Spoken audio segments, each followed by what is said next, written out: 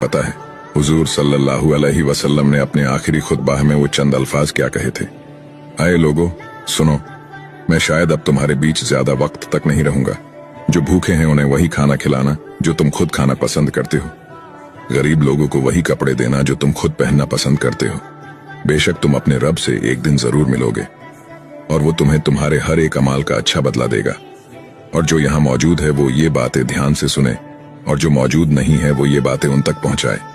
तुम सभी एक आदम की औलाद हो और तुम में से बेहतरीन शख्स वो है जो अपने रब के बताए हुए रास्ते पर चलेगा। और अपने दिलों से एक दूसरे के लिए किना निकाल दो और कयामत तक तुम्हें इस बात का ख्याल रहना चाहिए कि एक मुसलमान दूसरे मुसलमान का भाई है और सभी का एक दूसरे पर हक है।